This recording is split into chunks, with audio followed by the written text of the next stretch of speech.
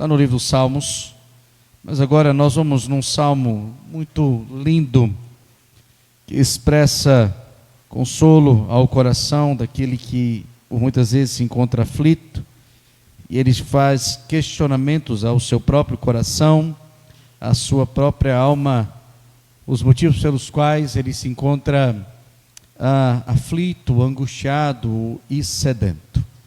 Abra sua Bíblia, por favor, no Salmo de número 42. Nós iremos ler não todo o Salmo, nós iremos ler do versículo de número 1 até o versículo de número 5 apenas, do Salmo de número 42.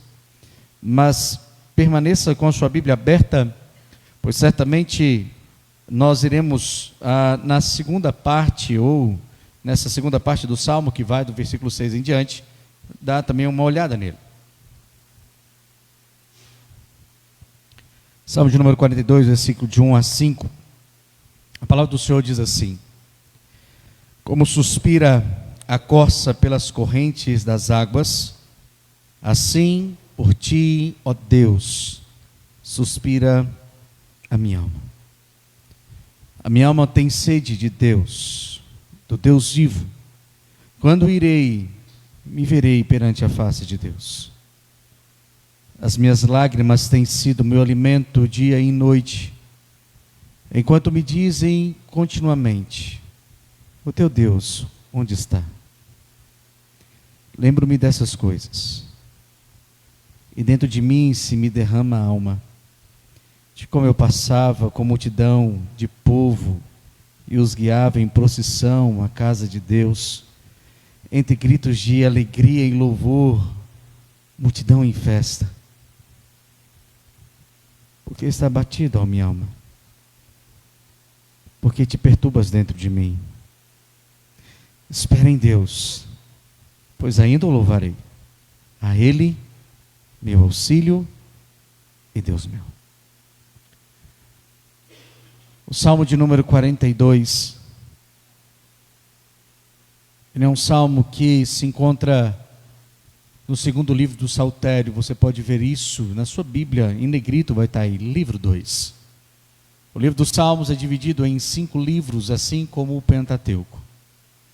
E ele expressa algumas coisas diante das mesmas ideias, ou as mesmas propostas quase, como do Pentateuco.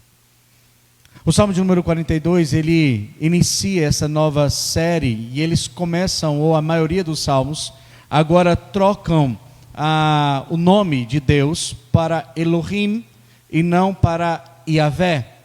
Aqui, nessa coletânea de salmos, que vai do Salmo 42 até o Salmo 72, por vezes nós vamos ver o salmista lembrando do Deus Criador, do Deus Supremo. Nós iremos ver o salmista enaltecendo a graça do Senhor Deus em concluir toda a sua obra e sustentar a sua obra, mesmo que os homens por vezes pequem, se distanciem do Senhor. O Deus soberano, o Deus Criador, ainda manifesta diante dos homens a sua glória. Diante disso, o Salmo de número 42 também, ele pode ser entendido como um salmo que ele é um pouco mais extenso. Ele é destinado aqui, como você pode ver em itálico na sua Bíblia, ao mestre de canto, salmo didático dos filhos de Corá. Esses eram cantores, esses eram aqueles que ministravam canto na obra do Senhor e tinham belos cânticos de oração e se tornavam cânticos que eram anunciados ou vividos na comunidade cristã ou na comunidade judaica. Nos sábados, nos dias de culto, de adoração, boa parte dos salmos, dos cânticos de Corá, eram cantados. Se você olhar numa Bíblia mais antiga, aí não na língua brasileira, não no português, mas na língua hebraica, o Salmo de número 42, ele é um pouco mais extenso, e você vai perceber que ele não há uma divisão como nós temos na nossa Bíblia, porque na nossa Bíblia, o Salmo de número 42 vai até o versículo número 11, mas na Bíblia hebraica, ele vai até o capítulo 43, ou Salmo 43, versículo de número 5. Se você olhar esse texto, uma coisa é semelhante neles, há um refrão que se repete. Observe, por favor, o versículo de número 5 do Salmo de número 42. Porque está abatidas, ó minha alma, porque se perturbas dentro de mim, espera em Deus, pois ainda o louvarei, a Ele, meu auxílio e Deus meu. Vai para o versículo 11, a mesma expressão se repete, assim também no Salmo de número 43, versículo 5, a mesma expressão, o mesmo louvor. É como nós cantamos um hino aqui, o hino de número 144, ele tem uma estrofe e depois tem um refrão que se repete ao longo da música, lembrando do tema central, que é o anseio por Deus e a necessidade de Deus. Esses salmos, olhando para ele de maneira mais completa, estamos no Salmo 42 e o Salmo de número 43, eles são divididos em 3 estrofes específicas dentro da poesia judaica. A primeira estrofe vai do versículo de número 1 até o versículo número 5. E nessa estrofe que acompanha o refrão, fala do sedento, daquele que tem anseio por Deus e espera pelo Senhor Deus. No versículo número 6 até o versículo número 11, você vai se perceber que o tom do salmo agora vai olhar para um coração abatido, aflito, na expectativa também do consolo de Deus. No Salmo de número 43, versículo número 1 até o versículo número 5, você vai perceber uma oração, uma súplica ao Senhor Deus, por também encontrar nele o seu auxílio, encontrar nele a sua esperança. Certamente esse salmo pode ser lido por nós hoje, pela igreja, pelo fato de nós encontrarmos muitos que também estão abatidos, entristecidos, angustiados, aos quais buscam soluções para o seu coração. Certamente você, como eu, já passou momentos de aflições, aos quais talvez olhou para a sua própria vida como um sedento, e esperou no Senhor Deus que a sua sede fosse de fato saciada. Portanto, eu convido você agora a olhar para esse texto que nós lemos, do Salmo de número 42, para entendermos também um pouco o seu contexto. Embora saibamos aqui que ele é destinado como autor, os filhos de Corá, nós não sabemos quais as circunstâncias que levaram o salmista a escrever este salmo. Nós não temos acompanhado um aspecto histórico por trás dele, mas olhando para o texto, podemos sugerir 2 coisas. Por favor, olhe para o versículo número 6. No versículo número 6 do Salmo de número 42, ele diz o seguinte: sinto abatido dentro de mim a minha alma, lembro-me, portanto, de ti nas terras do Jordão, e no Monte Hermon, e no outeiro de Mizar. O que o salmista está trazendo à memória aqui, falando, é da sua situação atual, aonde ele está. Ele está dizendo: eu lembro do Senhor neste local. Qual é o local? Ele está perto do Jordão, ele está nas terras perto do Monte Hermon, nas terras de Mizar, longe de Jerusalém. E a ideia que se passa é que o salmista está em um estado de exílio, impedido de livremente ir à casa do Senhor Deus. E por isso não é à toa que ele vai dizer que ele tem saudade da casa do Senhor, ele tem lembrança, pois ele vê a multidão em festa, ele lembra disso, mas ele mesmo não pode ir, pois ele está impedido de ir ao templo do Senhor, adorar ao Senhor, encontrar-se com os seus irmãos, apresentar as suas ofertas pacíficas de holocausto, e então ter um culto agradável ao Senhor Deus. Embora saibamos que o nosso Deus é onipresente, Ele está em todos os lugares, mas no Antigo Testamento, Deus se manifestava para o seu povo no templo, onde a Arca da Aliança ali estava.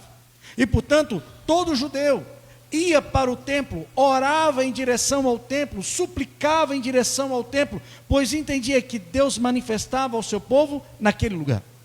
E o anseio de todos eles era estar no templo do Senhor. Se você olhar o Salmo de número 84, quando o salmista vai dizer assim: o pardal encontrou casa e a andorinha ninho para si, o salmista está dizendo: olha, eu tenho tanto desejo de estar na casa do Senhor e tenho inveja desses passarinhos que podem fazer os seus ninhos perto do templo, Como eu queria ficar à porta da casa do Senhor todos os dias e receber então as bênçãos do nosso Deus. O anseio de um judeu era de estar de fato na casa do Senhor, adorar ao Senhor, servir ao Senhor. Mas de alguma maneira que nós não sabemos qual tipo de exílio, o salmista não poderia de maneira livre ir para Jerusalém e adorar ao Senhor. Portanto, isso abatia o seu coração. Mas não apenas isso. Ao estar ainda exilado no norte, perto das terras do Jordão, ainda ele sente opressões dos seus inimigos que constantemente se levantam contra ele. Volte a sua atenção, por favor, no final do versículo número 3, quando ele diz assim: enquanto me diziam continuamente, o teu Deus onde está?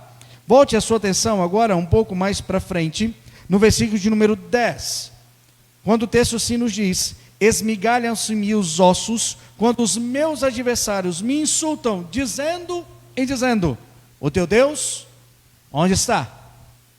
O que nos leva a entender um pouco do contexto, é que os inimigos estavam se levantando nesse período de exílio, e escarnecendo dos judeus, dizendo: o seu Deus é um Deus fraco, cadê o Deus que você serve? Cadê o seu grande Deus? Cadê o seu Elohim, o seu Deus criador? Cadê aquele que é soberano? Cadê aquele que é o dono de todas as coisas? Cadê aquele que fez aliança com você? Ele te abandonou. E ele diz: isso era todos os dias, continuamente dizendo, o teu Deus, aonde está? Isso trouxe abatimento ao coração do salmista. Isso trouxe tristeza, não simplesmente porque estava longe de Israel, da casa do Senhor, impedido de ir, mas também porque os seus inimigos sempre se levantavam e diziam que o seu Deus, aquele ao qual ele aprendeu com seu pai a servir, a amar, e qual impulsionava o seu coração todos os dias a ter fé nele, ele era considerado um Deus fraco pelos seus inimigos, enquanto ele viu os seus inimigos talvez mais poderosos do que eles. E por isso ele se sente abatido, ele se sente enfraquecido, ele se sente com sede de Deus. Algumas coisas nos chamam a atenção, e eu quero que você volte a sua atenção para mim, por favor, comigo, no versículo de número 1 e no versículo de número 2, na parte A. O texto nos diz assim: como suspira a corça pelas correntes das águas, assim por ti, ó Deus, suspira a minha alma. A minha alma tem sede de Deus, do Deus vivo. Nesses versículos, nós podemos perceber que o salmista descreve uma sede tão profunda, que ela não pode ser saciada por qualquer coisa. Há uma sede que traz tanta necessidade, e é uma sede da sua alma. E é tão belo a comparação que o salmista faz dele mesmo com um pequeno animal. A corça, um animal no deserto, que também necessita de água, ela tem um comportamento diferente dos outros. O seu comportamento é de grito de angústia por uma água cristalina que possa saciar a sua sede. Além disso, a corça exala um cheiro pelo qual chama a atenção dos seus predadores. E esse cheiro só pode ser baixado, o seu grito só pode ser baixado quando ela bebe água. O salmista então olha para a corça e diz: a minha alma, o meu coração está da mesma maneira da corça. Eu grito, eu suplico, eu choro, eu tenho sede de Deus. Certamente você sabe que algo que nós podemos ficar alguns tempos sem fazer é comer. Mas você não pode ficar muito tempo sem água. Se você ficar muito tempo sem água, você vai se desidratar e vai ter falência dos seus órgãos. A comparação que o salmista faz da água de Deus é: se eu não me sustentar, se eu não me saciar do Senhor, se eu não beber da água do Espírito Santo de Deus, se eu não me conectar com o Senhor, eu vou falecer. Há uma sede que não pode ser suprida por qualquer outra coisa, mas apenas por Deus. Sei que os irmãos estão talvez cansados de ouvir eu dizendo sobre esse filósofo, Dostoiévski, mas sempre é bom aplicar nesses contextos. Dostoiévski diz que há no coração do homem um vazio do tamanho de Deus. Há uma necessidade no mundo inteiro do Senhor. Quando nós falamos que o mundo precisa de redenção, o mundo busca redenção, o mundo anseia redenção, porque ele não suporta as aflições do tempo. Não somente os cristãos sofrem pelas perseguições, pelas angústias, não somente os cristãos perdem pessoas queridas, não é somente os cristãos que passam por momentos de tribulação, o mundo inteiro passa e todos eles desejam, anseiam por algo que possa trazer redenção, algo que possa saciar a sua sede, para que ele possa ter alívio, possa ter esperança, possa ter dias melhores. Mas o salmista diz: não há uma outra fonte, não há outro lugar onde a minha alma possa ser saciada. Eu preciso do Deus vivo. Eu preciso estar na casa de Deus, eu preciso estar com o povo em festa, eu preciso estar na presença do Senhor, eu preciso adorar o Senhor, eu preciso apresentar os meus sacrifícios de louvor ao Senhor, eu preciso do meu Deus. Certamente nós podemos procurar em muitos lugares para saciar as nossas aflições, os nossos anseios, mas ainda assim ficaremos com sede, porque somente o Senhor Deus pode saciar a nossa sede espiritual e trazer saciedade à nossa alma. Mas o texto continua, e o texto nos mostra um profundo lamento do salmista, pelo qual a vida longe do Senhor, do culto, o leva a ter uma depressão tão profunda, pelo qual ele chora, que nem comer ele não come, e as suas lágrimas servem para o seu alimento. Versículo número 2, na parte B, ele diz: quando irei e me verei perante a face de Deus? As minhas lágrimas têm sido o meu alimento dia e noite, enquanto me dizem continuamente: o teu Deus onde está? Ah, que saudade que eu tenho do templo, ah, que vontade de estar na casa do Senhor. Quando eu estarei lá? Quando esse exílio vai passar? Quando essas dificuldades vão passar? Quanto? Eu não estou cansado de chorar. O salmista nem alimentar ele não se alimentava, mas apenas chorava de maneira constante, copiosa, porque algo lhe faltava. Por isso ele diz: quando eu verei a face do meu Deus? Certamente ele não está dizendo que viria o Senhor face a face, ele está dizendo: quando eu estarei na casa do Senhor, quando os meus inimigos pararão de dizer o meu Deus onde está, como se ele não estivesse perto de mim. Eu sei que o Senhor está perto de mim, eu sei que o Senhor está junto com o seu povo, é promessa dele todos os dias, mas eu quero estar na presença do seu povo, eu quero estar junto com o povo em festa. Eu não aguento mais ouvir tantas opressões, eu não aguento mais ouvir que os meus inimigos se levantam todos os dias, de maneira constante, dizendo: cadê o seu Deus? Tentando roubar a minha fé, a minha alegria, a minha confiança no Senhor, de que ainda mesmo no exílio Ele está comigo, e ainda eu posso permanecer firme na esperança, porque como eu lembro dos cânticos de romagem, como eu lembro da multidão em festa, quando eu verei a face do meu Deus. Sabe, meus amados irmãos, há pessoas que estão vivendo em exílio espiritual. Há pessoas que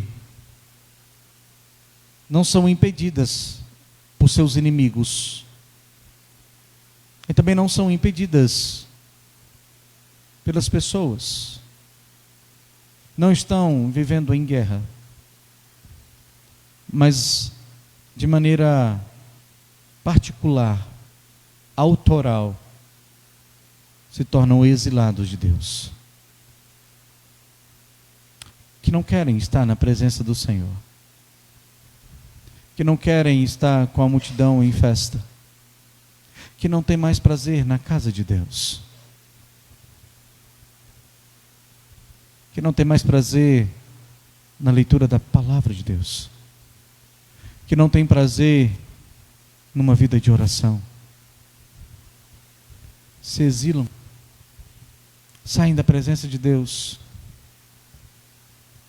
e quando passam por momentos de tribulações, começam a dizer: o Senhor onde está? Porque o Senhor não vê a minha situação? Porque o Senhor não vem ao meu encontro e alivia o meu coração? Porque o Senhor não vem para mim e traz para mim a redenção?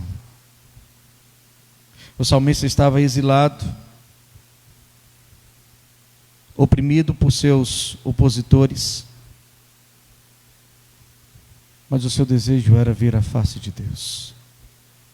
E ainda ele lembra. Há algo que trazia uma lembrança graciosa e aparentemente um alívio, mas certamente também trazia dores, porque ele diz assim: eu lembro-me dessas coisas, eu lembro da multidão em festa, só que ao mesmo tempo que ele lembra das coisas boas, do povo reunido, ele diz: e dentro de mim se derrama a minha alma.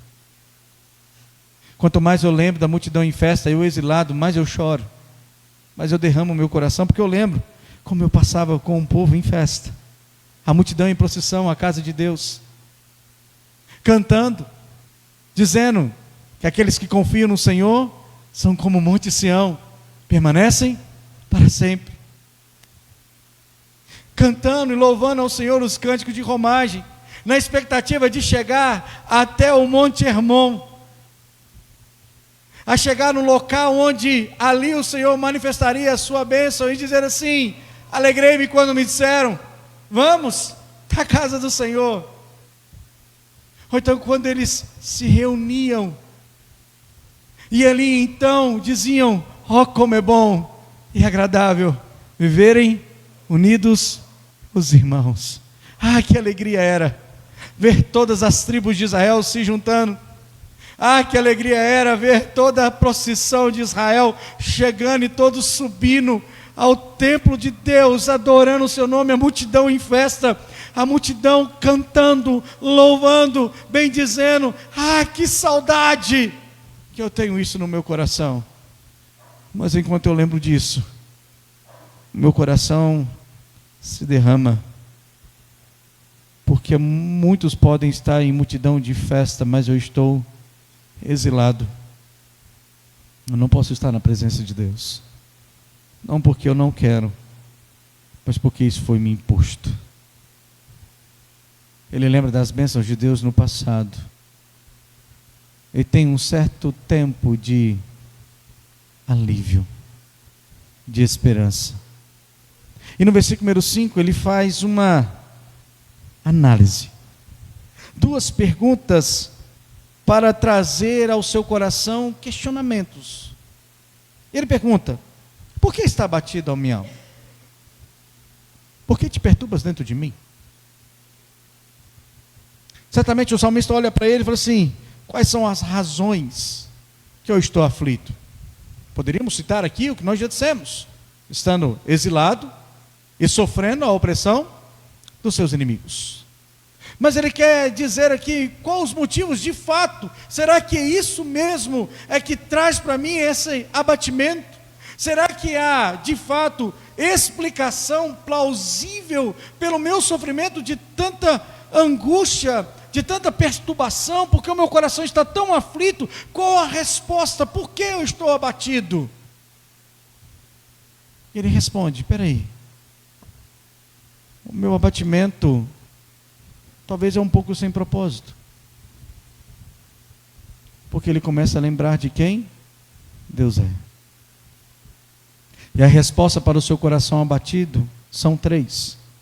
Primeiro ele diz: espera em Deus, pois ainda o louvarei.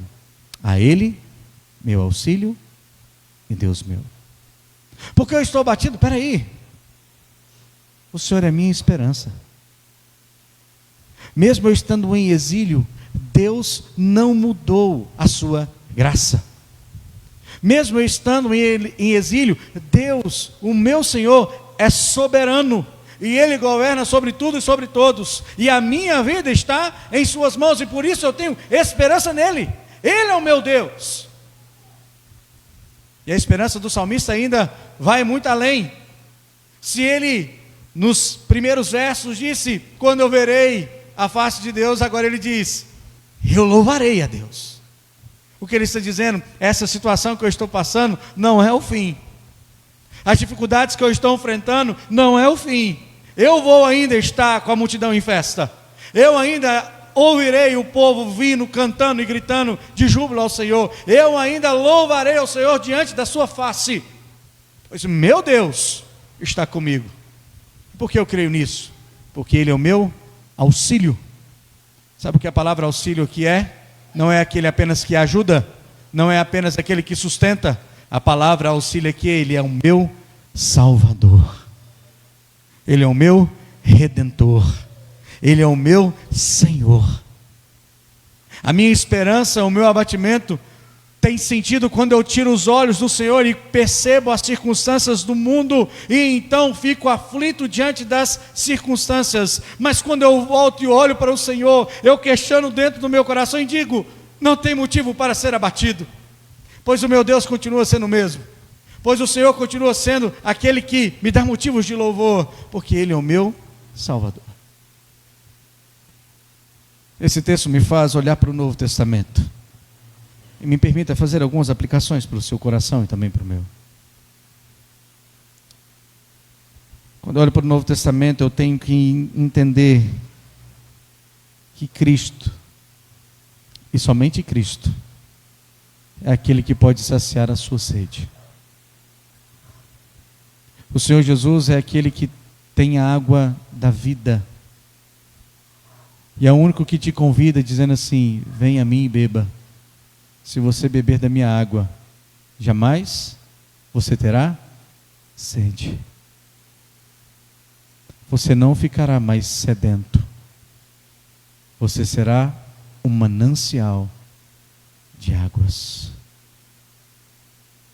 Quando nós então vamos a Cristo Jesus e nos rendemos a Cristo Jesus, nós não recebemos apenas gotas. Nós recebemos um manancial, águas transbordantes, que nos encha de maneira completa, a partir do qual nós começamos a abençoar a vida de outros. Cristo, e somente Cristo, pode de fato saciar a sua sede.